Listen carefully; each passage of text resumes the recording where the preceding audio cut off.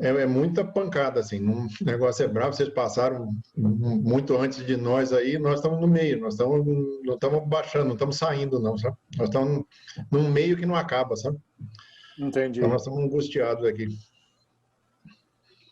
Mas demora mesmo, viu? Há quanto tempo vocês estão nesse período mais complicado aí?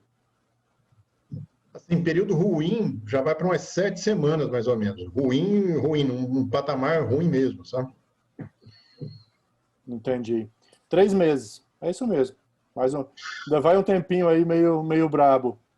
Foi o que a gente passou aqui no HC, 3 meses bem animados, digamos assim. Depois começa a dar uma acalmada, mas são 3 meses bem puxados.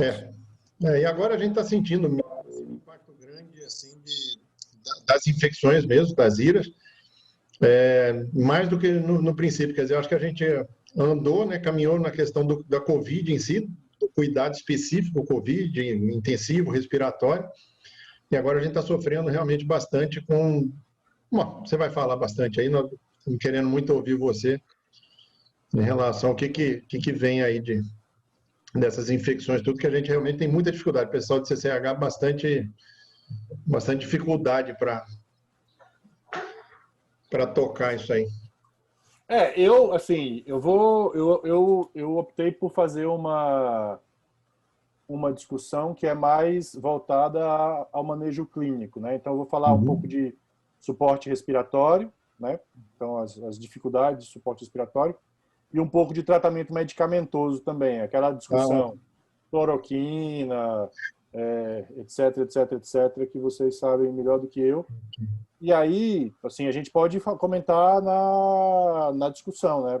Nas perguntas, aí se tiver alguma dúvida do pessoal, ou mesmo o manejo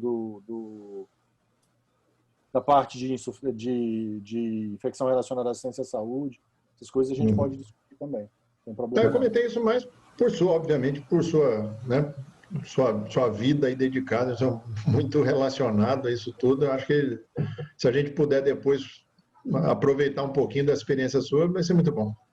Claro, sem dúvida. Vamos podemos? Podemos. Então, 18 horas, a gente vai abrir, já estamos aí com 15. Como eu estou gravando a aula, em questão de horário, depois eu vou replicar a aula às 20 horas na mesma plataforma, só para as pessoas estarem assistindo com maior tranquilidade. Assim, legal, ótimo. Beleza? Nós já estamos aí com 500 inscritos na outra plataforma, mas é que eu mencionei anteriormente, né, assim que a gente mudou o horário, né, mas de toda forma, primeiramente, quero só te agradecer aqui, em nome da direção, certo? Pelo carinho, pela atenção aí conosco. Eu queria me desculpar pela mudança de horário, mas realmente a minha agenda anda meio caótica esses dias. E aí eu tinha marcado um outro compromisso até antes de confirmar com você, e aí eu tivemos que mudar. Mas se você vai gravar e apresentar depois, sem problema nenhum. E aproveitando, seu primo, lá de João Pessoa, Adelmar Regis, mandou um forte abraço para você. Você é parente dele? Tem 2 primos dele aí, ó. A doutora Verusca, que vai estar aí, já estou vendo ela aqui, e o doutor Amélio. São lá de Imperatriz do Maranhão.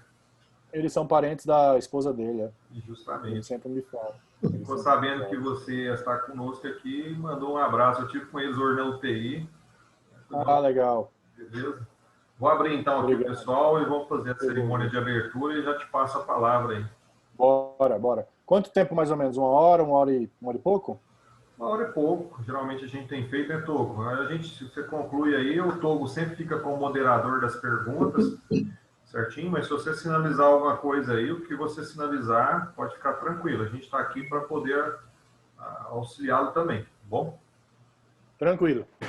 Estão admitindo aí todo mundo.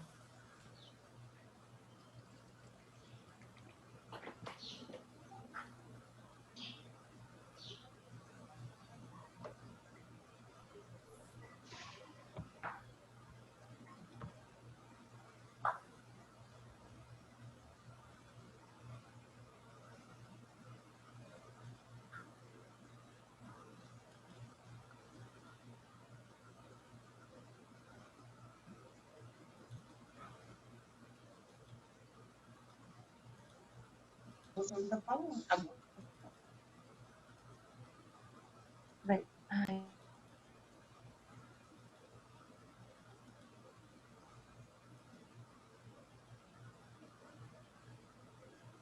Ok. A única coisa, Wilton, que eu estava vendo aqui é que eu, como fiquei de host, ou você consegue admitir as pessoas também? Consigo tranquilamente. Pode... Ah, então tá bom. Eu estava admitindo o pessoal aqui, fiquei imaginando se eu ia ter que admitir durante a aula. Mas Não, não, pode ficar tranquilo. Eu fico nesse suporte, o Togo como moderador. Pode ficar tranquilo aí. Pessoal, boa noite a todos que estão aí chegando nesse exato momento. Para nós é um privilégio poder estar aqui no nosso 11º webinar, né, organizado aqui pelo Hospital e Maternidade Dr. Adelmo Leão Carneiro. Quero aqui, antes de iniciar, queria agradecer imensamente o nosso diretor técnico, na pessoa do Dr. Aleide Maquin, que sempre tem nos dado a oportunidade e a sensibilidade de fazer com que esses eventos, não só os webinars, como também os treinamentos de educação médica continuada, possam acontecer em nosso hospital. E quero aqui agradecer também os nossos parceiros, a pessoa do Dr. Alexandre Menezes, nosso conselheiro federal, né, da medicina, representando aqui nós pelo Conselho Federal, Dr. Eduardo Braga, presidente da Sociedade Médica aqui de Uberlândia também, que tem sempre nos apoiado, nosso excelentíssimo senhor secretário de Saúde, professor Dr. Gladstone, que desde então tem acreditado nas nossas iniciativas, então quero aqui agradecer ele em nome da Secretaria Municipal de Saúde e também pela Prefeitura Municipal. Quero aqui ressaltar também o meu agradecimento ao Dr. Marco Túlio, representando aí a missão Sal da Terra, os nossos diretores de todos os hospitais privados da cidade de Uberlândia e também os diretores do Hospital de Clínicas, né, o HC da UFO. Então, quero aqui, nesse momento, agradecer a todos vocês e, ao mesmo tempo, agradecer a todos os profissionais que estão aí à frente das nossas unidades de saúde, né, as UAIs, à frente aos prontos-socorros, a todos os profissionais da equipe multidisciplinar, juntamente com a equipe que também está ao Hospital de Clínicas de Uberlândia. E ficamos aqui, né, agradecendo aqui a pessoa do Dr. Luciano Azevedo, né, meu ex-professor, e hoje estou tendo a oportunidade de tê-lo aqui como convidado. Fico muito feliz, Luciano. Dr. Luciano, só relatando aqui no seu breve currículo, o Dr. Luciano é um professor livre-docente da disciplina de emergências clínicas da FEMUSP, médico assistente também da UTI do Hospital de Clínicas e médico da UTI do Hospital Sírio-Libanês. Além de tudo, um grande pesquisador do Instituto de Ensino Pesquisa do Hospital Sírio-Libanês e editor aí de vários livros, na qual tenho a oportunidade de ter 3 na minha cabeceira, na minha biblioteca, no meu domicílio. Então, doutor Luciano, nós que somos aqui de Minas, é uma felicidade muito grande tê-lo aqui conosco nessa noite. Ficamos muito felizes aí de ter aceitado o nosso convite, né? Nós já tivemos aqui mais de 5.000 acessos durante esses webinars, então é importante ressaltar isso. Quero aqui agradecer o meu companheiro aí, professor Dr. Togo Luciano, ele é coordenador aqui da nossa gestão de qualidade, segurança assistencial ao nosso paciente, e, além de tudo, tem nos apoiado em todas as ações, principalmente nesse momento aí crítico na qual nós estamos vivenciando. Então, Togo, quero aqui lhe agradecer. Vou passar a palavra para ele nesse exato momento, para que ele possa fazer uma breve abertura, e em seguida, Luciano. Togo, fica à vontade. Ok. Boa noite aí para todo mundo, boa noite, Wilton, boa noite, Luciano, especialmente.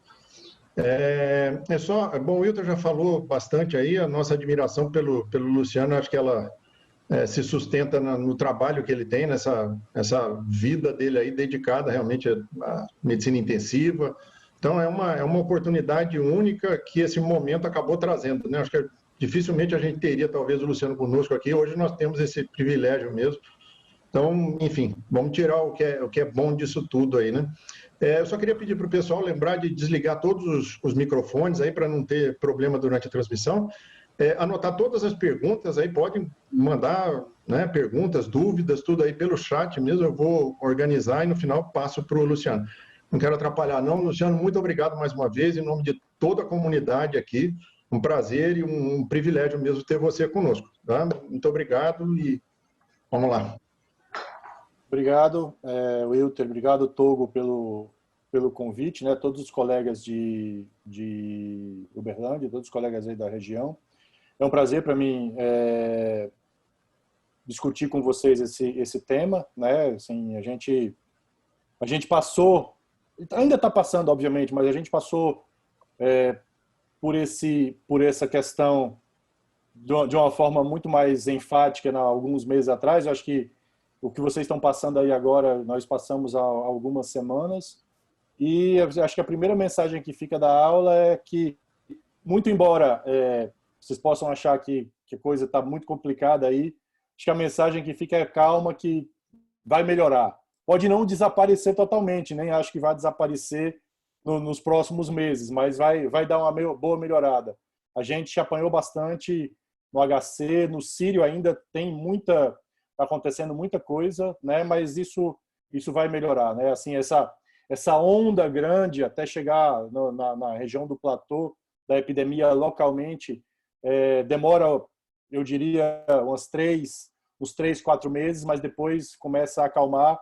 E isso a gente viu bem claramente lá no HC, né? A gente teve um volume muito grande de casos, mas aí agora, assim, a gente teve que abrir leito extra de UTI, trazer hospitais privados. O Sírio foi ajudar, Redidó foi ajudar, o Grau foi ajudar lá no HC. Então a gente teve que trazer esses hospitais privados, mas depois a coisa foi acalmando e agora a gente já está começando a retomada dos pacientes não Covid, até mesmo dentro do Instituto Central, que era uma unidade de 1.000 leitos só destinada a paciente Covid, agora já está metade. Então vejam que realmente a coisa vai melhorando. E a coisa melhora também quando a gente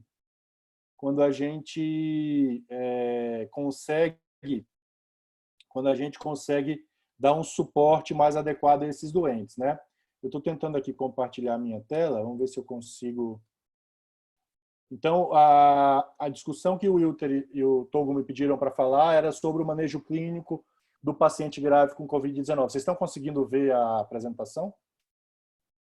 Com o Zoom a gente nunca sabe, né? Às vezes ele fica meio nervoso. Vocês estão conseguindo ver a apresentação? Luciano, estamos sim. Beleza, maravilha. Chegou bem então, a aqui. ideia é a gente discutir, vamos falar mais ou menos uns 40 minutos aproximadamente, sobre como, entre 30 e 40 minutos, sobre como a gente acha que deve ser o manejo desse paciente grave e também tentar quebrar não talvez seja a palavra, mas tentar combater ou tentar dissuadir vocês de alguns mitos que estão presentes nessa pandemia desde o seu início, né? Então a gente vai comentar alguns tópicos aqui com vocês e vocês vão ver que a gente vai fazer essa discussão muito baseada nessa questão de um mito da ventilação não invasiva, o mito do cateter nasal de alto fluxo, né, que não deveriam ser usados, o mito de que a ventilação mecânica do COVID tem que ser diferente da ventilação mecânica habitual. E depois os mitos terapêuticos, né? Então, o mito de que cloroquina funciona, o mito de que ivermectina funciona, né? Então a gente vai tentar discutir isso nos próximos minutos aí com vocês, tá bom? Esse é o meu conflito de interesse intelectual, é o único conflito de interesse que eu tenho em relação a esse tema de Covid-19, né? Eu faço parte dos estudos da coalizão Covid-19 Brasil, e esses estudos têm avaliado várias terapêuticas para pacientes com Covid-19. Eu vou mostrar alguns desses estudos para vocês aqui no decorrer da aula. Se depois, eu sempre ofereço isso nas minhas apresentações, depois vocês quiserem mandar alguma mensagem, comentar, elogiar, xingar, fiquem à vontade, mas não xinguem muito não, tá? Deixem para fazer mais elogios, mas brincadeiras à parte, ou se vocês quiserem os slides da apresentação, fiquem à vontade para entrar em contato comigo por alguns desses canais que vocês estão vendo aí na tela, tá? E eu quiserem tirar alguma dúvida, às vezes demora para responder, mas a gente sempre entra em contato com quem nos contacta por algum desses canais aí, tá bom? Fiquem à vontade. Então, eu acho que quando a gente fala de Covid, por um longo tempo a gente achou que Covid era simplesmente uma doença respiratória, né? Hoje em dia a gente sabe que é uma doença multissistêmica, que tem componentes neuropáticos do vírus, tem componentes cardiovasculares com cardite, né, com miocardite relacionada à Covid-19, tem componentes relacionados à insuficiência renal, mas se você for olhar bem do ponto de vista terapêutico ou do ponto de vista de manejo desses doentes, todas essas outras complicações que eu falei para vocês, todos esses outros acometimentos que eu falei para vocês, eles podem ser manuseados de maneira geral com o manejo habitual desses pacientes com Covid-19. Então, do manejo habitual dos pacientes com doença crítica na unidade de terapia intensiva. Então, você fala de manejo neurológico, sedação desses doentes que eles vão receber, podem até receber um componente maior de sedação com fentanil, midazolam, doses mais altas do que o habitual, mas é sedação que eles vão receber. Componente cardiovascular, continua sendo um manejo cardiovascular, seguindo os parâmetros habituais. Então, droga vasoativa segue os mesmos parâmetros de um paciente crítico não COVID. O suporte renal, também as indicações de diálise, elas seguem as mesmas indicações do doente não COVID. E o que tem um pouco de diferente que a gente pode discutir é a respeito do suporte respiratório e alguma coisa relacionada a tratamento. Dentro do tratamento eu vou falar um pouquinho também de discussão de anticoagulação, que eu acho importante a gente mencionar isso nesse contexto. Então, o primeiro grande mito que tem sido cada vez mais reavaliado é a história de que paciente com Covid-19 tem que ser entubado precocemente.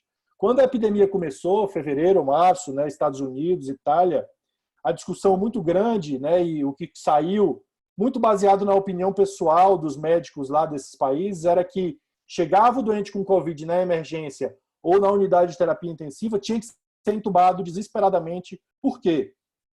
Porque havia uma discussão de que esses pacientes com Covid eles poderiam sair, digamos, contaminando todo o ambiente, principalmente se os profissionais de saúde não tivessem o equipamento necessário, né, de equipamento de proteção individual, o EPI necessário, e além de contaminar todo o ambiente, né, assim, eles poderiam evoluir com uma insuficiência respiratória grave, súbita, e morrer rapidamente se não fossem intubados. Qual é o grande contraponto da questão do mito da intubação precoce em Covid-19? O grande contraponto é que, quando eu intubo todo mundo, eu vou ter depois, na unidade de terapia intensiva, 10, 11, 15 doentes, todos intubados. Todos consumindo ventilador mecânico, né, todos usando um ventilador mecânico, e também depois não vai sobrar para outros pacientes que precisem, se todos estiverem usando o ventilador mecânico.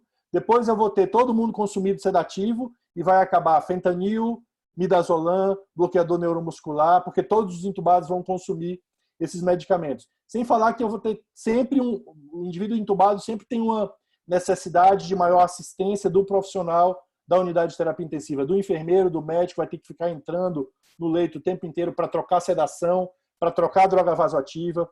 Então, cada vez mais, essa história da intubação precoce, ela foi rediscutida no contexto do Covid-19.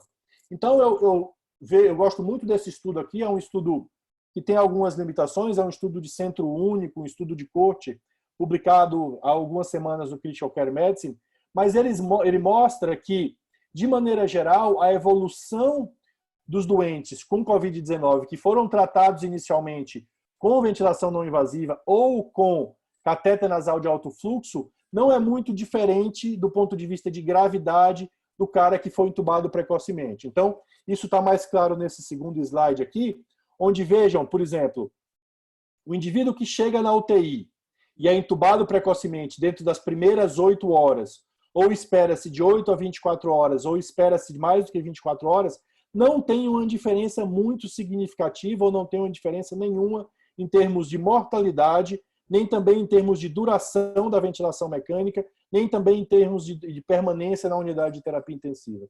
Então, isso, junto com a observação clínica de que usar VNI e usar catéter nasal de alto fluxo não acarretam uma grande piora clínica desses doentes, fizeram com que a gente acreditasse que não há aquela necessidade da intubação precoce nos pacientes com Covid-19. Tá? Então, isso é muito importante que a gente entender. Então, hoje em dia, qual é o manejo que a gente faz habitualmente desses doentes? É exatamente, já partindo para o segundo mito, né, de que não poderia ser usada VNI e catéter nasal de alto fluxo, o manejo é muito baseado nessa orientação da campanha Sobrevivendo à Sepse, né, da Society of Critical Care Medicine e da Sociedade Europeia de Terapia Intensiva. Então, por exemplo, se chega um cidadão com hipóxia grave, insuficiência respiratória, uso de musculatura acessória, indicação clássica de intubação orotraqueal, beleza, esse cara vai para a indicação da intubação orotraqueal e vai seguir aquele procedimento da intubação orotraqueal recomendado por COVID, né? Sequência rápida de intubação, sempre o intubador mais experiente do serviço é quem deve fazer esse procedimento de intubação, todos os equipamentos de proteção individual, o menor número de pessoas possível, 1 ou 2 médicos no máximo, um fisioterapeuta e um enfermeiro dentro do leito, para diminuir o risco de contaminação, e por aí vai.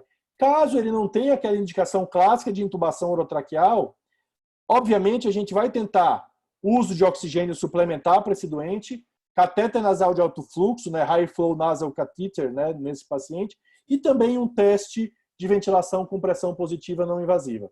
Então, nesse cenário, essas observações, essas orientações, elas podem ser feitas no COVID-19, então não haveria aquela necessidade de intubação orotraqueal precoce para esses doentes. Tá? Por que isso? Porque antes se achava, né, como eu comentei, que se a gente usasse a ventilação não invasiva ou o catéter nasal de alto fluxo, a gente aumentaria substancialmente o risco de contaminação da equipe, a gente atrasaria a intubação e a gente faria uma intubação mais tardia nesses doentes com maior risco de morte para esses pacientes. Não é isso que a gente tem visto nas nossas unidades de terapia intensiva. Então, tanto na UTI do HC quanto na UTI do Sírio-Libanês, a gente tem usado bastante o catéter nasal de alto fluxo, usado bastante a ventilação com pressão positiva não invasiva e só tem intubado mesmo aqueles pacientes que não respondem a essas técnicas. Eu sei que em muitos serviços não tem se disponível o catéter nasal de alto fluxo, mas a ventilação não invasiva é bastante bem tolerada por esses pacientes com COVID-19 e deve ser tentada nesse contexto. Tá? Então, eu gosto muito dessa revisão do CHEST, publicada também há algumas semanas, onde eles dão a todas as orientações que você deve seguir para usar o catéter nasal de alto fluxo ou a ventilação com pressão positiva não invasiva. Então, vamos só ver a ventilação com pressão positiva não invasiva, que é o que a gente tem mais frequentemente. Então, vejam que a recomendação inicial é de uso de uma pressão negativa, um quarto com pressão negativa. A gente sabe que em muitos lugares não existe essa disponibilidade de um quarto com pressão negativa. Então, pelo menos um leito de isolamento, você deve tentar colocar esse paciente, né, com, obviamente, a equipe com todo o equipamento de proteção individual, máscara N95, claramente, né, uso de circuito duplo, de um ventilador de terapia intensiva, preferencialmente, né, então, com ainda o uso de filtro EPA, né, para filtragem desses micro-organismos na alça expiratória do circuito, e algumas características que você deve usar para início desses parâmetros da ventilação nesses pacientes com COVID-19. Então, vejam que existe toda uma orientação e, claramente, assim, UTIs que usam muito frequentemente a ventilação com pressão positiva não invasiva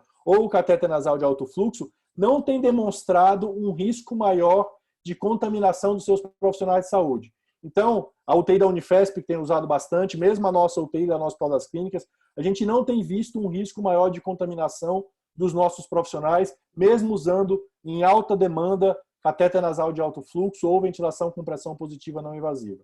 E mesmo os estudos que discutem o risco de contaminação desses equipamentos para a equipe, eles não são concordantes. Então, existe uma discordância muito importante dentro desses estudos sobre quais devem ser esses dispositivos de utilização e também qual o risco que esses dispositivos têm de contaminar a equipe. Então, tem estudo mostrando que quando você usa em voluntário sadio catéter nasal de alto fluxo e ventilação não invasiva, isso é igual a um catéter de 6 litros por minuto em termos de dispersão de gotícula e aerosol dentro do quarto. E tem estudo que mostra que não. São de aerosóis. Então vejam que existe uma certa controvérsia na literatura. Por exemplo, essa meta-análise falando de catéter nasal de alto fluxo, ela fala, a conclusão é bem interessante, ela fala aqui, ó, que ela pode reduzir o risco de ventilação invasiva, é isso que a gente tem visto dos nossos pacientes, e de necessidade de escalonamento da terapia, né? Comparado com o tubo orotraqueal nesses pacientes com Covid-19. E esse benefício deve ser pesado contra um risco ainda desconhecido de transmissão por via aérea, né? Gotícula e aerosol. Então, o risco ele é relativamente desconhecido, mas o que a gente tem visto é que se for usado de forma adequada numa unidade que tem equipamento de proteção individual, onde os colaboradores da unidade, né, a equipe multidisciplinar, usa esses dispositivos de não invasivo e de cateter nasal de alto fluxo de forma adequada, ela pode ser usada e não existiria essa necessidade de intubação orotraqueal precoce desses pacientes com Covid. O outro mito diz respeito ao fato de Covid ser uma SARA diferente, né? Então, existe uma discussão, né, bastante evidenciada na literatura sobre dois momentos, dois diferentes fenótipos da pneumonia por Covid-19. Então, você poderia ter, por exemplo, numa fase inicial, o que esses autores, né, o Gattinoni como o primeiro autor, chamou de tipo L da pneumonia por Covid-19. O que seria esse tipo L? Seria um tipo de pneumonia onde você teria uma baixa elastância, e aí o L é de low, né? Vejam que todas as características aqui são de low, né? Então, uma baixa elastância, uma elevada complacência, é aquele paciente, depois eu volto para esse slide, é aquele paciente que está bem na fase inicial. Então, você não teria o pulmão todo comprometido, consolidado, né? todo hepatizado, principalmente nas bases, com baixo potencial, com baixa complacência. Aqui não, né? Aqui seria na fase L, no fenótipo L, você teria um doente que tem um comprometimento pulmonar menos exacerbado, aparentemente mesmo assim com uma hipoxemia bastante significativa, né? Com a relação PO2 a FO2 menor do que 100, e essa relação PO2 a FO2 baixa, ela seria muito causada por um distúrbio vascular do pulmão. Então, você tem perda da vasoconstrição hipóxica, um distúrbio VQ muito significativo nesse momento e uma troca gasosa muito ruim, mesmo com um doente sem tanto comprometimento da função pulmonar. Então, seria o doente do tipo L, um peso pulmonar baixo, então, porque tem ainda muita área do pulmão com aeração adequada e uma baixa recrutabilidade pulmonar, tá? Então, vejam que pode existir essa característica. Isso é bem presente nas fases precoces da Covid-19. E eu me arrisco a dizer que isso acontece muito frequentemente porque esse era o momento onde os doentes eram intubados naquela fase inicial. Então, quando o doente era intubado na fase inicial, ele tinha uma hipoxemia significativa, mas ele não tinha tanto comprometimento na tomo. Com a evolução da doença, né, com o surgimento do que o Gattinoni e esses autores chamaram de PCILI, que é a lesão pulmonar autoinduzida, que é um indivíduo que fica estirando o pulmão por conta do trabalho respiratório excessivo, isso induziria numa fase mais tardia exatamente o que vocês estão vendo aqui no tipo B, que aqui sim é a síndrome do desconforto respiratório agudo na sua característica mais habitual, né? Onde você tem um comprometimento muito basal e posterior do pulmão, uma PO2 e FO2 bastante comprometida, né? Por volta de menor do que 100 milímetros de mercúrio. E aí, esses autores eles discutiram que o tratamento poderia ser diferente.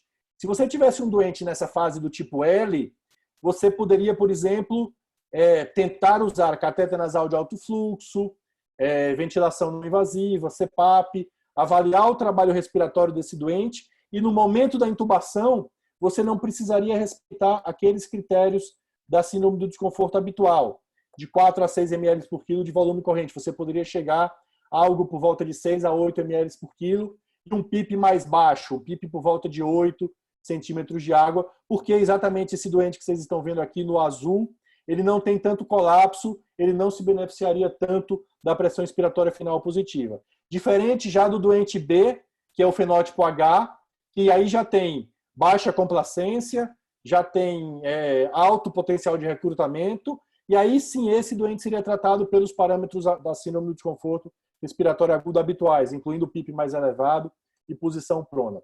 Só que quando a gente foi ver, as pessoas que estudam síndrome do desconforto respiratório agudo do ponto de vista de abordagem ventilatória foram analisar essa evolução clínica dos doentes, se viu que, na verdade, a síndrome do desconforto respiratório agudo é um espectro de alterações pulmonares, onde você pode ter complacência elevada, que seria esse fenótipo do tipo L que o Gattinoni está falando aqui, ou complacência baixa com hipoxemia. Então, na verdade, né, esse estudo que foi publicado há algumas semanas no Blue Journal, ele sugere que, na verdade, tudo isso, dessa discussão de fenótipo L e fenótipo H, é tudo característica da síndrome do desconforto respiratório agudo, e a abordagem que a gente tem que ter para esses doentes é a abordagem habitual da síndrome do desconforto respiratório agudo. Então, quer esteja complacência mais baixa, complacência mais alta, recrutamento maior, recrutamento menor, a abordagem tem que ser a abordagem baseada em evidência que a gente conhece da síndrome do desconforto respiratório agudo. Que aí sim, o que seria? Ajustar o PIP desses pacientes, né? Então, volume corrente de 4 a 6 ml por quilo, ajuste de pressão expiratória final positiva desses doentes, mantendo um PaO2 entre 55 e 80 milímetros de mercúrio, saturação de oxigênio de 88 a 95%. Então, mantendo essas características, né, a PO2 dentro dessa faixa, com um PIP ajustado de acordo com a FO2 do paciente, né, e a partir daí com a oxigenação, e o tratamento que a gente está habituado na síndrome do desconforto respiratório agudo, né? De acordo com o aumento da gravidade da ARDS, de acordo com o aumento da gravidade da síndrome do desconforto respiratório agudo, você vai tendo volume corrente por volta de 6 ml por quilo, pressão de platô menor do que 30 centímetros de água, PIP mais alto, avaliar a hipercapnia. Se o indivíduo já está evoluindo com síndrome do desconforto respiratório agudo mais grave, né, de moderado a grave, aumento de níveis de PIP. Se a PF já está evoluindo para menos que 150, bloqueador neuromuscular em posição prona. Se a PF já está menor do que 100, menor do que 80, já avaliar ECMO. Então, o tratamento de suporte respiratório do COVID segue o approach, segue a abordagem do suporte respiratório dos pacientes com síndrome do desconforto respiratório agudo habitual. Tá? Então, esse é o tratamento que a gente tem que ver para a síndrome do desconforto respiratório agudo do COVID.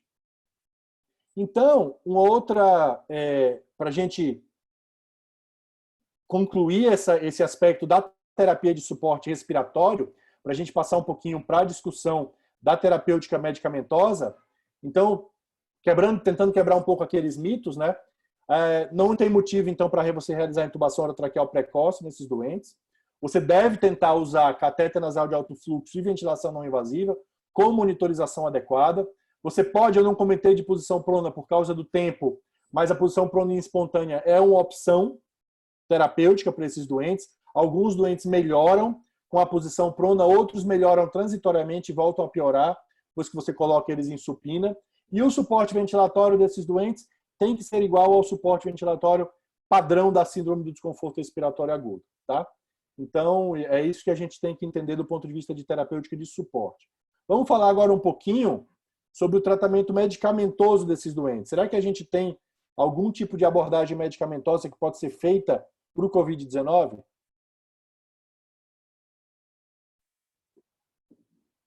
Então, um dos primeiros mitos que a gente vai ter que quebrar quando a gente fala de terapêutica de COVID-19 é a utilização do kit COVID. Tá?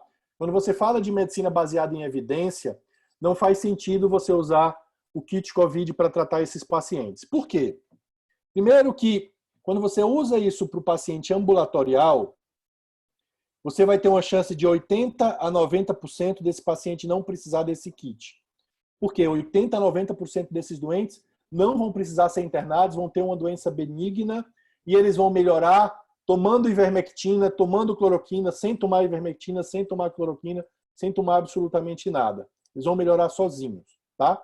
Qual é o problema de você administrar esse tipo de remédio sem evidência da sua eficácia? O principal problema é você está aumentando o risco do paciente desenvolver complicações, a despeito da ivermectina, por exemplo, ser um remédio relativamente bem tolerado, tá? E o outro problema é você ter a falsa sensação de segurança que esse tipo de medicamento pode dar. Eu vou poder aglomerar, eu vou poder não usar máscara, eu vou poder passear, porque se eu pegar Covid, eu vou ter ivermectina para tomar e eu vou ter cloroquina para tomar, tá? Principalmente para os grupos de risco, né? Para os pacientes mais idosos ou para os pacientes com comorbidades. Então, esse tipo de defesa, não sei como é que está aí na cidade de vocês, a utilização desse kit, mas a utilização do kit COVID preventivo ou terapêutico não faz sentido do ponto de vista de medicina baseada em evidência, tá? Então, por que isso? De onde vem essa história de que ivermectina funciona para COVID? Ivermectina é um antiparasitário que atua no sistema neurológico dos parasitas, escabiose, carrapato, né, de gado, né? E ela tem um uso em humano, obviamente, para algumas indicações como antiparasitário, mas o efeito dela como antiviral já foi testado em outras doenças, por exemplo, dengue, sem benefício, inclusive em estudo clínico randomizado, etc. E de onde veio a tal da ivermectina para COVID? Veio desse estudo publicado no começo do ano na Antiviral Research, onde os autores usaram doses de ivermectina de 5 micromolar, tá? E com 5 micromolar, eles conseguiram detonar mais de 90% do SARS-CoV-2 em células de epitélio renal de macaco verde. Por isso que tem um macaco nesse slide, tá? Então, não é célula de humano, não é célula respiratória, tá? Então, a capacidade de você transpor esse resultado da ivermectina para o ser humano e para o sistema respiratório de humano é muito ruim, tá? E quando você vai avaliar a correspondência desse efeito in vitro efetivo, vocês estão vendo aqui, seria mais ou menos os 5 micromolar aqui na linha pontilhada, você não consegue obter essa dose no paciente. Por quê?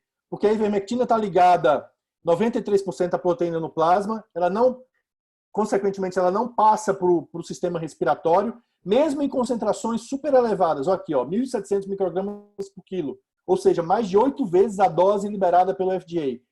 Mesmo nessas concentrações, ela não chega na chamada concentração efetiva in vitro, demonstrando, então, que a chance da ivermectina estar funcionando para o COVID-19 é praticamente nula, tá? A probabilidade pré-teste, que a gente chama, da ivermectina funcionar em COVID-19 é muito baixa, tá?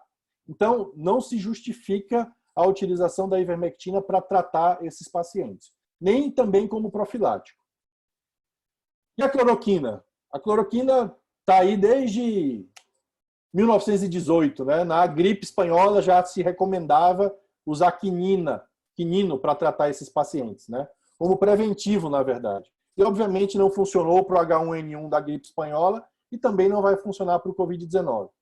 Então, a base da recomendação da hidroxicloroquina ou da cloroquina para esses pacientes é baseado num estudo de um grupo francês, muito ruim do ponto de vista metodológico, que eu nem trouxe aqui por questões também de tempo, mas que usou 20 e poucos pacientes só, e que desses 20 e poucos, só 6, vejam aqui, 6 pacientes tomaram hidroxicloroquina e azitromicina.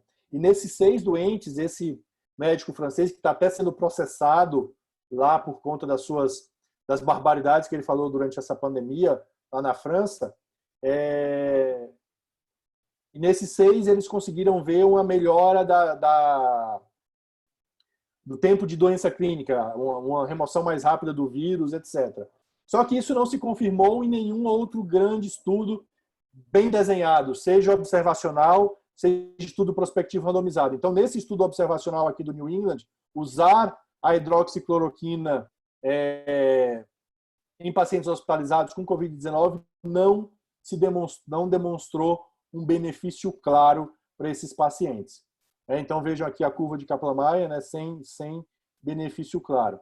A coalizão Covid-19 Brasil, o primeiro estudo que foi publicado pela coalizão foi esse estudo que vocês estão vendo aqui, o Coalizão 1, foi publicado no New England dia 23 de julho, se não me falha a memória. E a gente avaliou hidroxicloroquina com ou sem azitromicina em pacientes hospitalizados com Covid-19 de leve a moderado. O que é isso? É hospitalizado sem necessidade de oxigênio ou até catéter de oxigênio 4 litros por minuto. Um grupo tomou nada, então é um estudo aberto, tá? Era standard of care, cuidado padrão. Outro grupo tomou hidroxicloroquina e outro grupo tomou hidroxicloroquina com azitromicina. E o nosso objetivo era ver em até 15 dias o que acontecia com esses pacientes. Se eles estavam em casa normal, em casa com dependência para usar as suas atividades diárias, ou internado com uso de ventilação não invasiva, ou internado em uso de ventilação não invasiva, ou entubado, ou morto, tá? Em até 15 dias. O que a gente viu? Que não fez a menor diferença usar hidroxicloroquina mais azitromicina com hidroxicloroquina como controle, né? É exatamente igual à evolução clínica desses doentes, mostrando que mesmo nos hospitalizados, 70% a 80% em 15 dias já vai estar em casa, mostrando então que a doença, na maior parte dos doentes, claro, tem uma evolução benigna. Aí vocês vão me dizer, porra, desculpa o palavrão, mas acho que cabe nesse momento. Porra, eu estou vendo um monte de doente na UTI, entubado e com gravidade. De fato. Mas para cada um desses doentes que você está vendo na UTI, você tem outros 10 doentes que não estão na UTI. O problema é o excesso de doentes com a doença ao mesmo tempo. Isso sobrecarrega claramente o sistema de saúde. Mas a Covid-19, em 80% a 90% dos doentes, ela tem uma evolução relativamente benigna. Claro que vai ter 10% que vai precisar internar, vai ter 5% que vai precisar internar na UTI. Como são milhões de doentes com Covid, milhares vão precisar internar na UTI ao mesmo tempo. E a gente acaba vendo essa evolução clínica. Mas, de fato, ver que a hidroxicloroquina muda, com ou sem azitromicina, muda a evolução clínica desses doentes, a gente não consegue ver essa evolução melhor. O que a gente viu, sim, um risco maior de efeitos colaterais. Por exemplo, aumento do intervalo QT, tanto com a hidroxi quanto com a combinação hidroxi mais ácitro, e também um aumento de elevação das enzimas hepáticas, tanto na hidroxi mais ácitro, também com a hidroxicloroquina isolada. Tá bom? Então a gente viu que aparentemente não funciona para paciente hospitalizado com quadro leve a moderado e também não funciona como profilaxia. O que é isso? Então, profilaxia de contactante. Então eu tenho pacientes que têm Covid e a esposa ou o filho, ou seja, pessoas que estão próximas, mas que não desenvolveram os sintomas, começaram a tomar hidroxicloroquina, como está escrito aqui, ó, profilaxia pós-exposição, sem diferença entre hidroxicloroquina e placebo, também nessa situação clínica, demonstrando então que não faz diferença você usar hidroxicloroquina nesse contexto. E a ácitro? A ácitro também não parece fazer diferença, né? A coalizão Covid-19 Brasil publicou semana passada, dia 4, no Lancet, esse estudo onde a gente usou, aqui foi um pouco diferente, porque eram só pacientes mais graves, então eram indivíduos que estavam com catéter de oxigênio mais de 4 litros, ou seja, 5 litros em diante, máscara de oxigênio, ventilação não invasiva, catéter nasal de alto fluxo, ventilação mecânica ou ECMO, ou seja, o indivíduo com o espectro mais grave. Esse aqui, estava todo mundo tomando hidroxicloroquina e a gente comparou ácitro versus não ácitro nesse estudo. Sem evidência de diferença na mortalidade, que vocês estão vendo aqui, sem evidência de diferença em evolução clínica favorável ou desfavorável, tá? Então, não existe indicação de você usar azitromicina para esses pacientes com Covid-19 grave, a menos que você tenha uma infecção bacteriana que seja sensível à azitromicina. Então, isso é importante lembrar, tem saído estudos mostrando que 70% a 80% desses doentes com Covid estão tomando ceftriaxona e azitromicina, mesmo sem nenhuma evidência de infecção bacteriana. É meio, digamos assim, por via das dúvidas. Não faz sentido você usar essa combinação, não faz sentido você dar antibiótico para esses doentes. No Sírio-Libanês, a verdade seja dita, a gente acaba usando porque é um hospital aberto, então os médicos dos pacientes acabam insistindo a despeito dos nossos argumentos de não usar.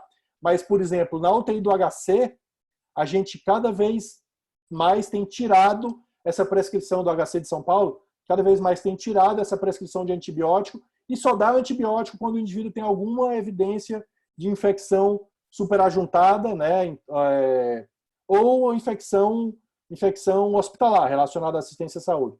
Aí sim a gente começa com terapêutica antimicrobiana.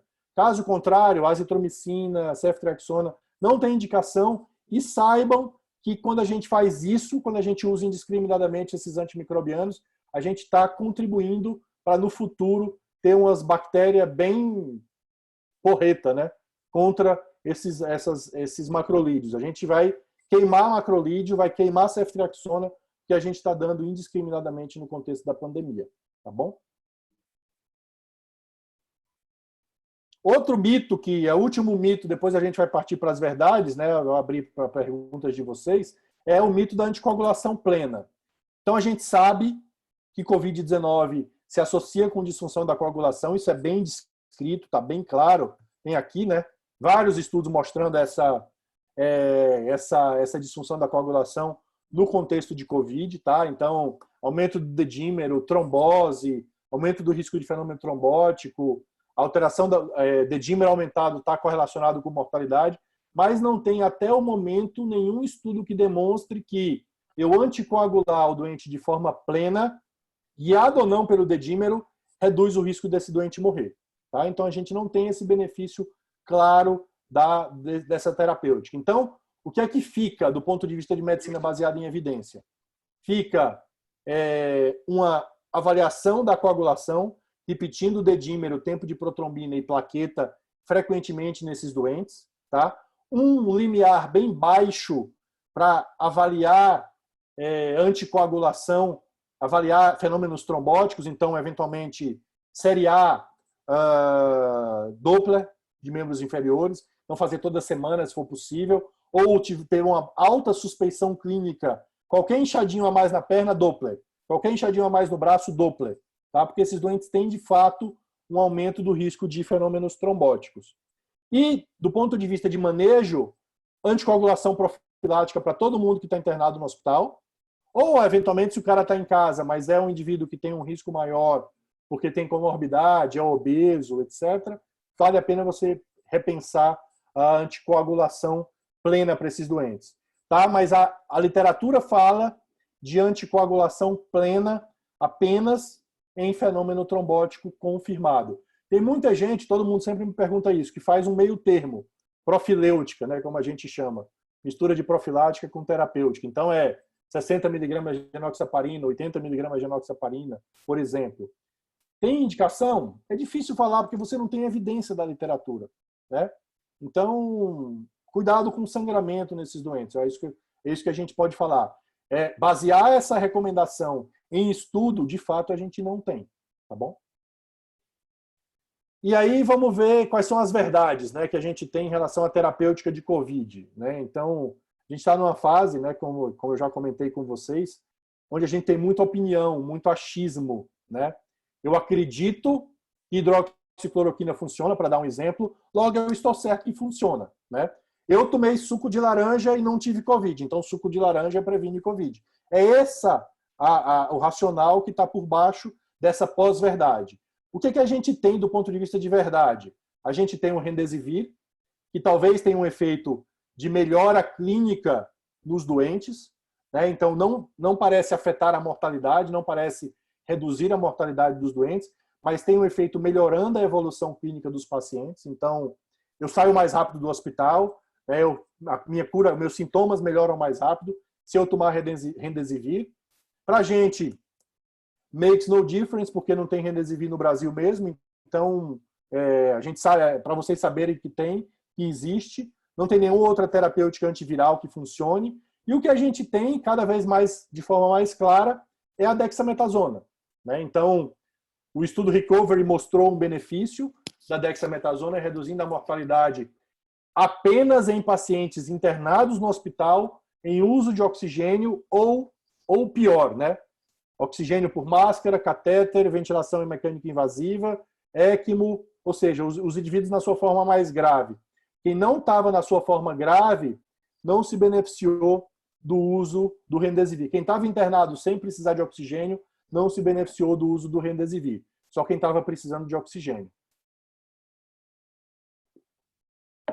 E semana passada, a Coalizão Covid-19 publicou o seu estudo de dexametasona, que aí já foi feito num contexto mais específico, né? Enquanto o Recovery, né, o estudo em inglês, fez dexametasona para todo mundo hospitalizado, aqui especificamente a gente usou dexametasona só para síndrome do desconforto respiratório agudo, moderada a grave.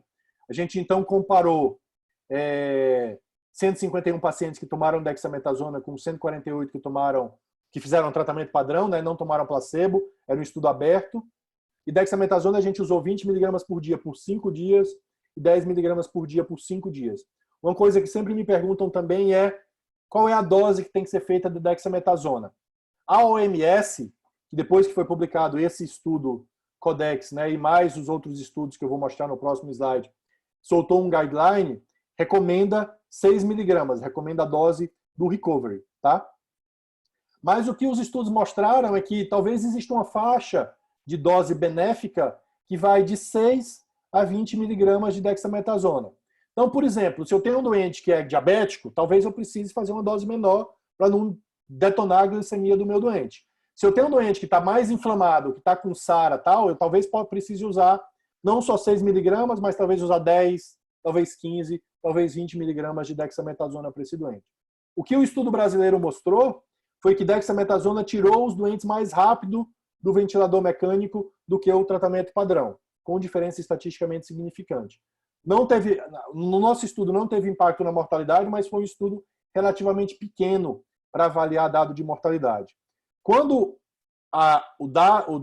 os resultados brasileiros foram associados a resultados de outros estudos com corticoide de outros países, então, estudo dinamarquês, estudo inglês, estudo brasileiro, estudo francês, estudo americano e inglês, estudo chinês, né, estudo australiano, quando os estudos foram somados numa meta-análise, usar a dexametasona ou usar corticoide de maneira geral para pacientes graves com Covid-19 se associou com redução da mortalidade. Então, isso fez a OMS mudar o seu guideline e recomendar a utilização de dexametasona ou de outros corticoides para tratar pacientes críticos com Covid. Tá? Então, para a gente finalizar essa conclusão do tratamento medicamentoso, o Remdesivir ele pode ter um efeito discreto em reduzir o tempo até cura clínica dos nossos pacientes, principalmente pacientes menos graves.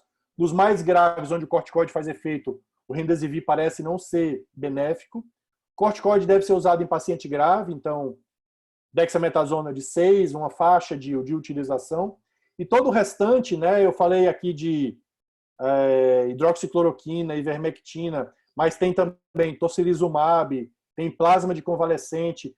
Tudo isso é investigacional e não deve ser considerado tratamento padrão, tá bom? Eu queria agradecer a vocês pela atenção. Eu estou de novo à disposição de vocês para responder perguntas. E eu não trouxe o slide, mas eu queria convidar vocês para o nosso curso de atualização em terapia intensiva do Hospital das Clínicas, né? Então, eu estou sempre postando lá no Insta o nosso curso. É um curso que já tem uns 15 anos, né? Talvez alguns de vocês já tenham feito. E a gente tem esse ano especificamente, a gente tem uma abordagem toda diferente, falando bastante de Covid. Tem um bloco só de Covid, onde eu e outros professores discutimos muito mais esses temas que eu falei aqui para vocês em 40 minutos, tá bom? E um outro convite é para vocês nos prestigiarem no grupo de emergências clínicas do HC.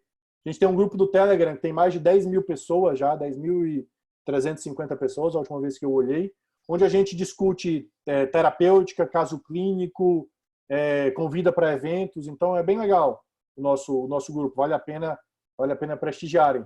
Quem quiser, entre em contato comigo que eu passo o link para entrar no Telegram no nosso grupo, tá bom? Obrigado pela atenção de vocês, pessoal. Eu passei 5 minutos do meu tempo, mas eu estou à disposição para responder as perguntas que vocês tiverem, tá bom? Obrigado mesmo. Ok, Luciano. Bom, parabéns, cara. Muito, muito bom. Acho que você fez aí nos ajudou a fazer uma viagem aí, né? Pelo aspecto da assistência a esses Pela pacientes. mitologia do Covid, né, Togo? Como é que é?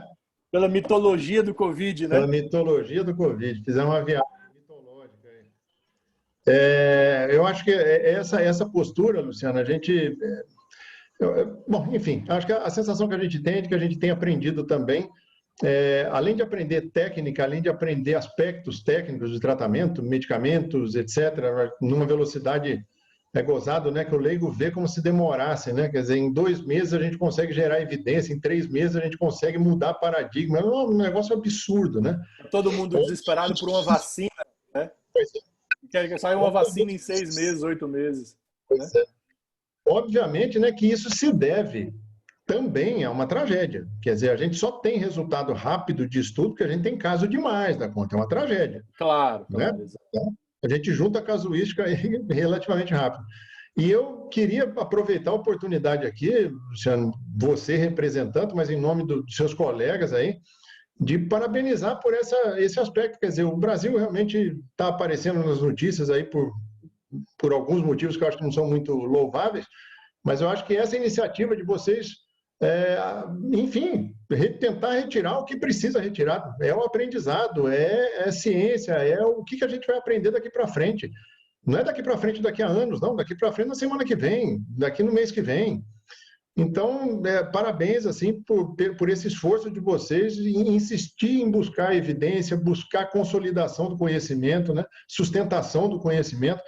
E você vê aí que os estudos estão sendo reconhecidos mundialmente, quer dizer, os estudos que vocês estão fazendo estão sendo comparados aí com os estudos do mundo. Então, parabéns por mais isso ainda. Já sabemos a sua história, seu histórico aí, né, em relação a outros aspectos da terapia intensiva, Outros mesmo na carnavais. questão da sepsis, tudo, muito paciente crítico, mas mais uma vez, parabéns para vocês. Um colega nosso aqui, o Zé Humberto Caetano Marins, um infectologista muito amigo nosso, extremamente competente aqui. Ele faz 2 perguntas para você, Luciano, não sei se você está vendo aí. Mas a primeira pergunta, basicamente, em relação ao parâmetro. Como é que a gente identifica realmente quando um paciente está infectado por bactéria? Já que você centralizou muito a questão do antibiótico. Eu já vou até te antecipar que nós temos usado antibiótico, no meu modo de ver, de uma forma bem mais ampla, bem mais aberta no protocolo. Mas o nosso pessoal do SCH, eles estão muito atentos, eles estão trabalhando realmente com a racionalização do uso para aqueles casos que têm indicação. Obviamente que é difícil definir, não é tão simples definir, né, pontos. Não é. Mas o Zé queria saber primeiro isso. Que critério que você dá mais importância para definir? Esse paciente está deixando o Covid e agora tem uma complicação bacteriana. Togo, eu acho que a gente tem que... só para entender como é que está o contexto de vocês, vocês têm usado bastante ceftriaxona e azitromicina para esses doentes? Habitualmente, não? Isso está no protocolo. Só que a utilização ela não é automática. A prescrição inicial, como às vezes a gente tem um pré-atendimento, isso é prescrito, mas logo no primeiro dia, esses pacientes todos são avaliados pelo pessoal do SCH. Então, assim, a gente consegue retirar bastante disso, já que quando não tem nenhuma evidência mesmo. Então, apesar de estar no protocolo, a orientação, a gente consegue controlar bem com uma análise pelos infectologistas. Assim, assim, né? Você tem contextos e contextos, né? Então, eu, como trabalho em 2 lugares, um hospital totalmente fechado, que é o Hospital das Clínicas, e um hospital totalmente aberto, que é o Hospital Sírio-Libanês, então você já pode imaginar que os momentos, os timings e os critérios, eles são bastante fluidos, heterogêneos entre esses 2 lugares, né? Então, claro que no Hospital Sírio-Libanês a coisa é muito mais liberal com o uso de antibiótico terapia. E no HC, mesmo dentro do HC, os critérios eles também são heterogêneos. Eu posso falar da UTI da disciplina de emergências, onde a gente é conhecido como a UTI que menos usa, uma das UTIs que menos usa antibiótico no hospital, né? Então, a gente, mesmo o doente fazendo um pico febril, assim, se ele está estável clinicamente, a gente dá uma segurada, mesmo com o leucograma dando uma piorada, a gente tenta sempre identificar o patógeno. Claro que se ele piora clinicamente, a gente inicia antibiótico terapia, mas se ele não tem uma grande piora clínica, a gente tenta sempre identificar o patógeno para ver se a gente consegue minimizar o risco, né? Porque a gente está num hospital extremamente contaminado com bactérias as mais resistentes possíveis. Então, mas de maneira geral, a gente usa os parâmetros clássicos. A gente, obviamente, não usa procalcitonina, usamos PCR, usamos, obviamente, o leuco, né? Usamos os dados clínicos dos doentes, o habitual. Não foge do que a gente faz no doente não COVID, né? Não foge do que a gente faz no doente não COVID. E no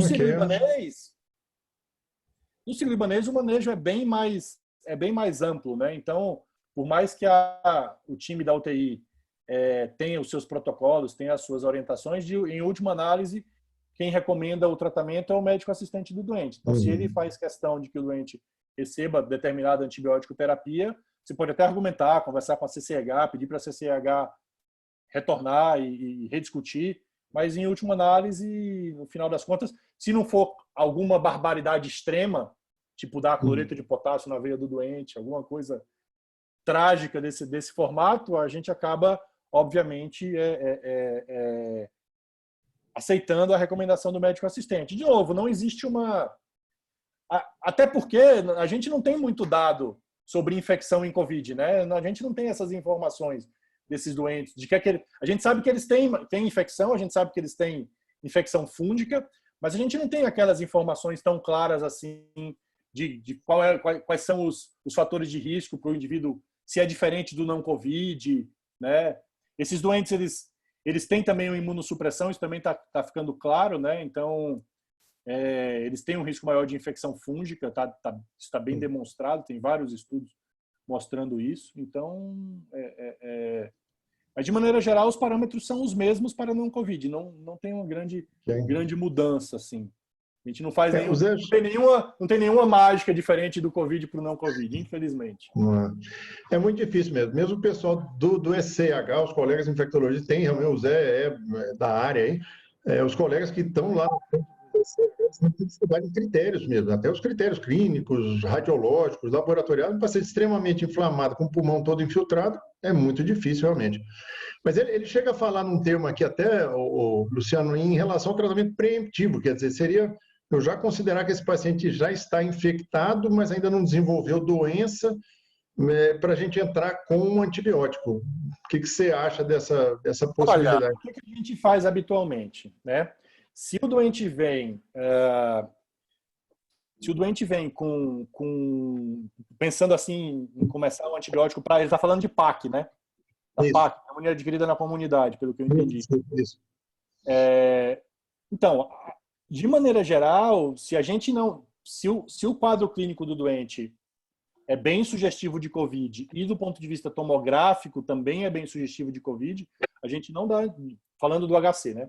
A gente não dá antibiótico para ele, né? Então, a gente daria antibiótico para o cenário do doente que tem alguma outra imagem na tomografia que não sugira tanto o quadro viral, não tem tanto aquele vidro fosco, tem outras alterações mais comuns, ou um leucograma muito alterado, né? Então, aí sim, aí a gente, ou um PCR muito estourado, aí sim a gente consideraria dar antibiótico para esse doente. Mas também não é fácil, né?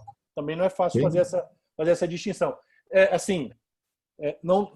Isso precisa ficar bem claro, não está errado você dar antibiótico para esses doentes, né? Porque você precisa realmente diferenciar o que é quadro viral de alguma complicação bacteriana secundária, tanto de comunidade quanto de hospitalar, que a gente sabe que esses pacientes podem ter. Perfeito. O que a gente recomenda é uma avaliação criteriosa, né?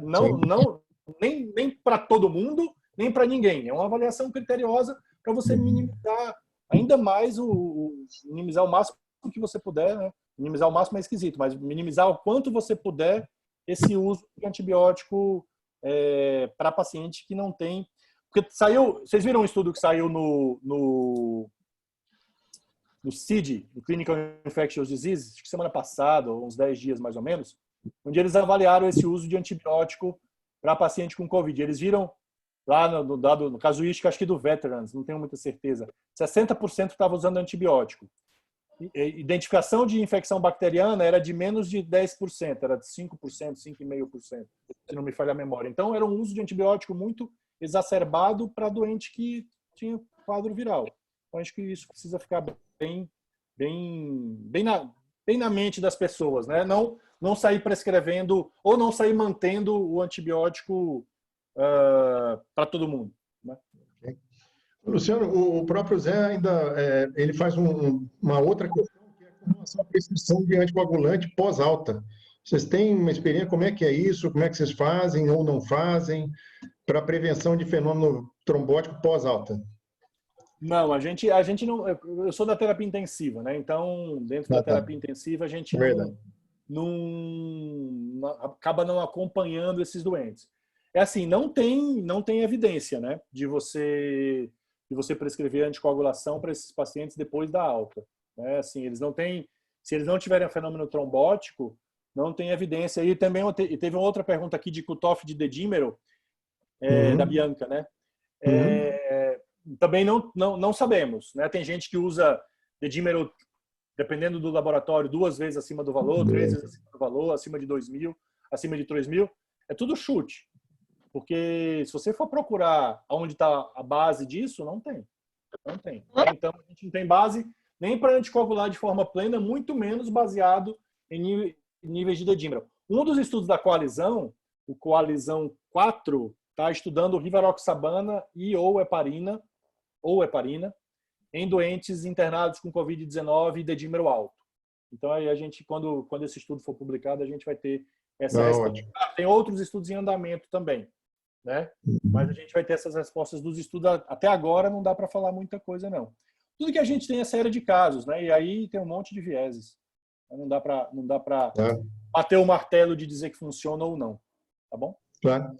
Eu acho que é isso mesmo, Luciano. Eu acho que a gente vai acabar migrando para muitas situações. Eu tenho a impressão de que a gente vai voltar para indicações clássicas também, né? A gente vai também não distanciar tudo. Existem especificidades da Covid, não tem dúvida nenhuma, mas muitas coisas, a própria indicação de anticoagulação, quer dizer, a maioria dos pacientes de terapia intensiva, todos praticamente têm indicação, exceto alguma contraindicação específica. Então, eles devem fazer profilaxia mesmo. Isso não tinha dúvida antes, já com essa doença ainda muito mais. Então, parece que consolida o conhecimento prévio, reforça, né? Não tem muita coisa que vai contra, assim, o que a gente conhecia, né? A mensagem tem que ficar, Togo, é o seguinte. Quando você faz uma boa terapêutica de suporte, você tem um resultado adequado para esses doentes, entendeu? Assim, você como infectologista, eu acredito que tem outros infectologistas no grupo aí também, vocês sabem muito mais do que eu, que o nosso tracking, assim, as nossas opções terapêuticas para doenças virais agudas são nulas, né? O que a gente tem? Oseltamivir, imagina, né? Então a gente não tem remédio para doença aguda viral. A gente tem remédio para doença viral crônica, mas aguda não tem. Então, sempre foi terapêutica de suporte. E no Covid não vai ser diferente. O que faz a diferença no desfecho é uma boa avaliação da terapia intensiva, um bom cuidado da terapia intensiva, um bom cuidado infectológico, uma racionalização no uso de terapias antimicrobianas e uma boa prevenção de complicações. É isso que faz diferença no final para esses doentes, né? Então, o corticoide talvez faça alguma diferença, mas eu acho improvável que outras intervenções sejam benéficas nesse contexto. Tocilizumab, qualquer outro tipo dessas intervenções, eu acho que não vai fazer grandes diferenças aí, não. A gente tem dito aqui... um bom suporte e evitar escara, né? Evitar complicações, delírio, diminuição, delírio, complicações do doente crítico mesmo. É um doente crítico com algumas particularidades, como você falou, Togo, mas é um doente crítico como quem está na terapia intensiva, o Wilton sabe muito bem, está acostumado a tratar, né? A gente tem tido aqui nos outros encontros que a gente já teve antes, a gente percebe que mais ou menos a gente volta para uma máxima aí que a gente criou aqui, que arroz com feijão bem feito salva. É isso. Então, seja em o terapia grande problema é que eles chegam aos borbotões, né? Eles chegam assim de balde, de baciada. Esse é o problema. E aí fica difícil realmente, quando você tem 10 doentes muito graves na sua unidade, é difícil você dar o cuidado habitual, mas é isso que a gente tem que perseverar. Não tentar uma bala mágica, que eu acho que não vai acontecer. Eu acho que não vai acontecer. Acho que é isso mesmo, acho que é essa a ideia. Luciano, se você permitiu, o professor Marcelo Simão, nossa referência maior aqui, o nosso professor aqui da infectologia, ele queria fazer um comentário, Wilton, você pode liberar o microfone? Por favor. Marcelo, pode ser, Luciano? Faz favor. Claro. Professor Marcelo, por favor. Boa noite, Luciano. Boa noite, Marcelo. Tudo bem? Eu sou o grande Aloysio, diretor do HC. Eu fiz residência lá. Fiz residência Barão? Do Aloysio Segurado? Sim. Ah, legal. Beleza. Nós fizemos residência juntos. Só um comentário sobre o problema das infecções bacterianas. Nós fizemos, o Zé Humberto, inclusive, fez uma revisão extensa sobre essas co-infecções que ocorrem no paciente COVID. O problema maior é quando ele está naquela fase hiperinflamatória, onde a PCR dele está muito alta, tá? A ferritina dele está muito alta. Você vê a tomografia dele, ele está cheio de áreas de condensação lá. Você falar que ele não tem ou que ele tem infecção bacteriana é muito difícil, né? Então, a sua opção é dar antibiótico-terapia. E muitas vezes, naquele paciente que já está internado vários dias, essa infecção é hospitalar. Então, às vezes, eu tenho que fazer uma cobertura maior para ele, né? Visto a resistência bacteriana do seu hospital. Então, muitas vezes, você vê muito doente usando antibiótico. Eu acho que usar precocemente, jamais. Tá? Porque você não vê infecção bacteriana na primeira semana, por exemplo. Né? Não tem nada a ver uma coisa com outra. Mas naquela fase em que ele está ali, muitas vezes ele está entubado, ou ele está na oxigenação, na ventilação não invasiva, mas ele começa a fazer febre, tem condensação, a PCR subiu mais ainda, esse doente não tem como você não dar antibiótico para ele. Tá? E aí vai da situação, né? Se ele está internado muito tempo, você vai tratar com uma infecção hospitalar. Se ele é mais precoce, você pode tratar. E tem alguns trabalhos, curiosamente, depois até a gente pode enviar para você, que micoplasma pneumonia é um dos patógenos mais isolados desses pacientes. Então, justifica o uso de azitromicina associado a algum outro beta-lactâmico, entendeu? Para cobrir o micoplasma. E agora que tem se descrito nesses doentes que ficam 2, 3, 4 semanas na enfermaria, aspergilose nesses pacientes. Né? E é um diagnóstico extremamente difícil. Tá? Alguns grupos têm tentado fazer galactomanana para ver se consegue, né, seriada nesses pacientes, se consegue diagnosticar precocemente a presença do aspergillus, porque ela é uma infecção fatal, né, de alta mortalidade. É só um comentário. Obrigado. Não, beleza. Concordo plenamente com você. Eu acho que é super difícil a gente diferenciar, né? Assim, é a mesma dificuldade que a gente tem. Talvez não seja a mesma, talvez seja ainda mais difícil nesse contexto, porque esses doentes tendem a inflamar mais mesmo, como você comentou. Então, mais tempo com PCR alto, mais tempo fazendo febre, né? Então, é difícil. Concordo. Como eu disse, não tá errado, né? Você ter um approach mais liberal para o uso de antimicrobiano ou um approach mais restritivo. Eu acho que depende, claro, das características de cada serviço, não tem muita dúvida disso. E o uso de corticoide provavelmente vai aumentar isso. Né? Certamente. Vai diminuir a defesa fúngica, com certeza. E ele vai fazer mais infecção bacteriana. Com Obrigado. certeza.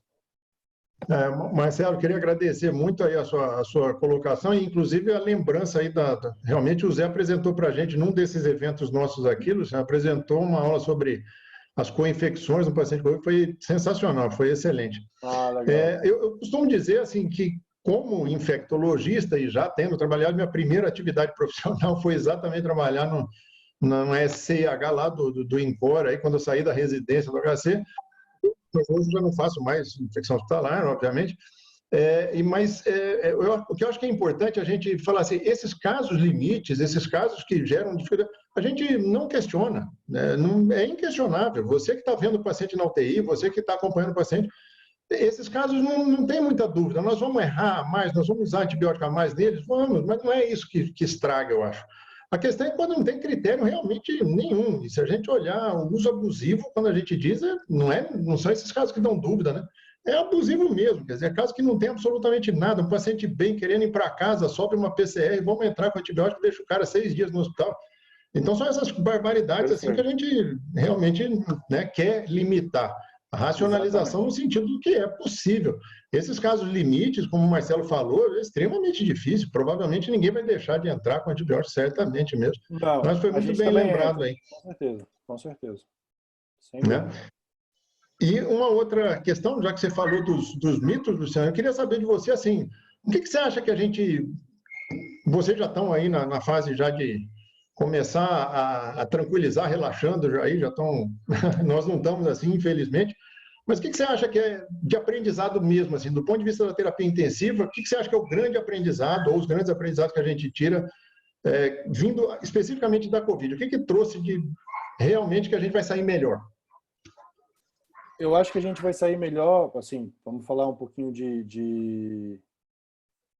pensando na terapia intensiva especificamente, eu acho que a gente vai sair melhor de abordagem da insuficiência respiratória aguda antes da intubação. Eu acho que, sem sombra de dúvida, não sei se vocês têm disponível o catéter de alto fluxo aqui, aí em Uberlândia, mas, assim, a gente usava, mas agora a gente aprendeu muito mais a manusear, a gente aprendeu que funciona muito bem, a gente aprendeu que tem um espaço para ela, que pode ser não concomitante, mas é um espaço paralelo com a ventilação não invasiva. Alguns doentes gostam mais do catéter de alto fluxo, outros gostam mais da ventilação não invasiva. Então, esse manejo inicial da insuficiência respiratória aguda, a gente, com certeza, a pandemia vai nos brindar com... Nos brindar não é a palavra. Vai nos facilitar para o futuro, né? Então, eu acho que isso foi um grande aprendizado. Outro ponto importante eu acho que cada vez mais a necessidade do trabalho em equipe dentro da terapia intensiva, porque quando você está no seu trabalho habitual, esse trabalho não te demanda a carga de trabalho e o fardo que é cuidar de 10, 15 doentes de Covid, né? Quem trabalha em UTI sabe como é pesado a rotina desses doentes, porque são doentes com a faixa de gravidade maior, SAPs altos, SOFA alto, tudo insuficiência respiratória, muitos entubados, né? Então, de fato, assim, é um aprendizado grande, né? Então, o fato do time estar podendo se ajudar e evitando dentro dessa ajuda, né, minimizando o risco de contaminação, também é um aprendizado muito grande que a gente vai ter da pandemia. E também, assim, um outro aprendizado, acho, para encerrar, é a história de que, de fato, a terapia intensiva, o suporte que a gente está acostumado a usar para os doentes, quando bem feito, ele funciona. Quando você está dentro de uma unidade onde você tem um bom cuidado, isso se reflete em uma boa relação enfermagem, principalmente enfermagem-paciente, porque quem faz a diferença mesmo no cuidado é o profissional da enfermagem.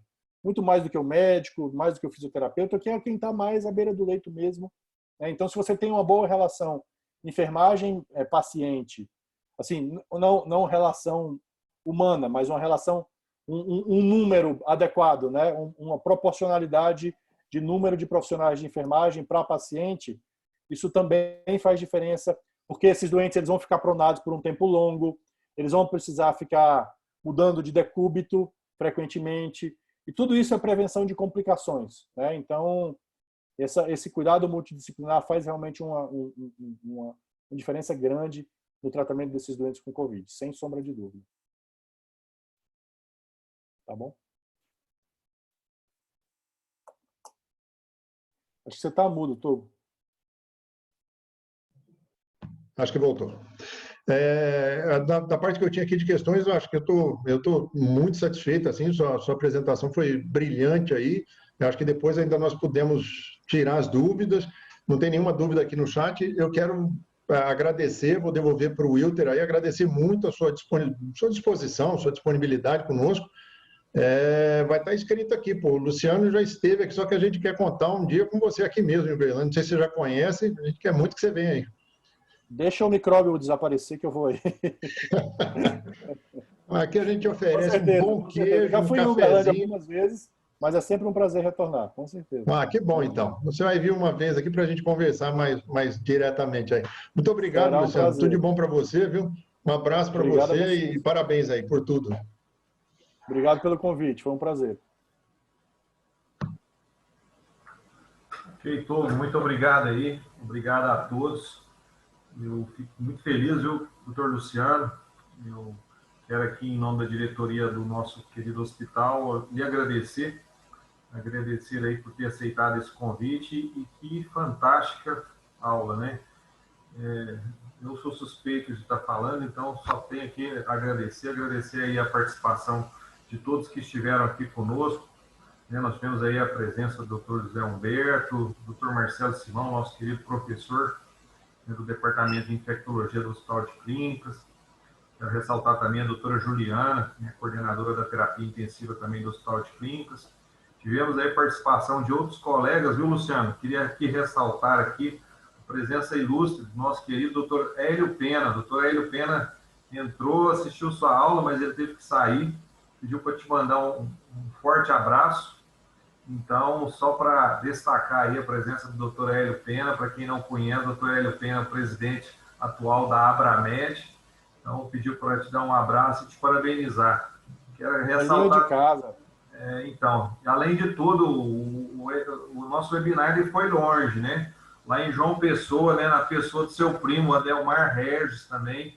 O pessoal está aí, estão assistindo, né? O Amélia Verusca, que são parentes, né? O Adelmar Regis também, que é seu primo, mandou um forte abraço. Então, só aqui para registrar, né, de forma bem pública aqui para todos. Obrigado, Amélia. Obrigado, Verusca. Vamos dar um abraço para o Adelmar, também conhecido como Pituca. Pituca, lá em João Pessoa, bacana. A gente fica feliz. Tivemos aí participação de 4 estados aí, Goiás, São Paulo, né, João Pessoa e Tocantins. Então, fico muito feliz a gente perceber, a gente utilizar esse meio aqui, principalmente nesse momento de pandemia. E, por último, agradecer a todos os profissionais, todos os estudantes acadêmicos que estão nos acompanhando nesse exato momento. Eu acho que, como o próprio doutor Luciano falou no início, né, já vai passar, então já está passando. Vamos pegar firme aí e tocar aí para frente aí, para que nós conseguimos aí vencer essa grande batalha. No demais, eu quero só aqui deixar registrado aqui, né, o convite, todas as outras quintas-feiras aí, né, a gente tem feito um webinar, então quero deixar aqui o convite para a próxima quinta, depois a gente vai fazendo as divulgações, certo? E, por último, muito obrigado, doutor Luciano, mais uma vez, pela participação aí conosco. Como o Togo já mencionou, né, você sempre vem aqui na semana da CEPS, né, o pessoal aqui do HC sempre faz, né, eu acho que 2 vezes eu tive a oportunidade de participar, mas de toda semana forma... que vem, hein? Isso. Dia Mundial da CEPS é domingo. Justamente, Olha, então... pessoal, Dia Mundial da CEPS é domingo, hein? 13 de setembro. Vamos concretizar essa fala do Togo aí, para o senhor fazer uma visita aqui em nosso hospital, conhecer a nossa grande família, que nós estamos aqui para poder recebê-lo. O pessoal está perguntando, só para finalizar, pessoal, a aula foi gravada, fiquem tranquilos, eu vou disponibilizar o link depois, o pessoal pode ficar tranquilo. Essa magnífica aula que nós tivemos a oportunidade de ter aqui. Com relação aos certificados, depois nós vamos estar emitindo no prazo até 48 horas no próprio portal lá do sistema. Aqueles que fizeram a inscrição vão estar recebendo aí seus certificados via e-mail. Ok? Luciano, muito obrigado.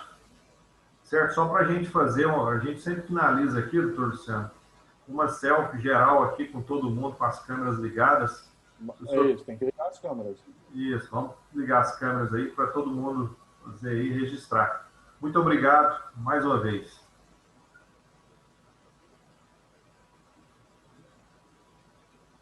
Eu que agradeço. Obrigado pelo convite, Wilter e Togo. Foi um prazer, assim, falar com vocês.